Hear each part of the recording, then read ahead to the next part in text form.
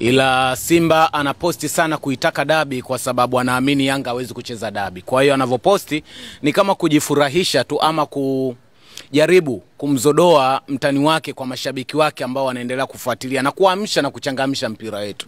Lakini kwa hadi sasa ambacho kipo na kiamini hata mimi Yanga wachezi. Yani sioni nafasi yote ya Yanga kucheza kwa namna ambavyo wameamini kushikilia kauli yao na msimamo wao, na ndio maana naamini Yanga wachezi. So Simba kutuma posti sijui hivi mara bodi na yenyewe kuposti, siamini kama itakuwa ni ushawishi wa kutosha kwa Young Africans. Zaidi ya hapo naona ni kama wanaifukuza Yanga isije uwanjani kabisa, kwa sababu kuna kitu Yanga wanaweza kuwa wanajiuliza. Sisi tumekaa kimya muda wote kuhusu hii dabi na sisi ndo wenyeji wa hii mechi. Sasa kama tumekaa kimya kwa muda huu wote alafu bado Simba wao ndo wanaposti sana na mamlaka husika, maana yake Yanga kitii wito wa kwenda uwanjani atakuwa ameenda kwa sababu ya kuogopa kwamba kuna shinikizo fulani kutoka sehemu fulani, na obvious watakuwa wameonyesha unyonge kwa sababu ya imani waliotupa.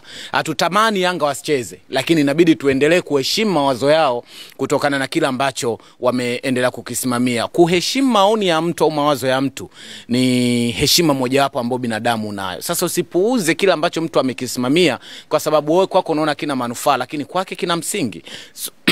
So Young Africans ukiwasikiliza hoja yao ya kutocheza ina mashiko na ina msingi vile vile. So naona hawatocheza na mimi niko nyuma yao, naamini kabisa hawatocheza. So kama watahitaji support yangu wao wasicheze, na mimi nitatoa support wasicheze kwa yale ambayo yanaendelea.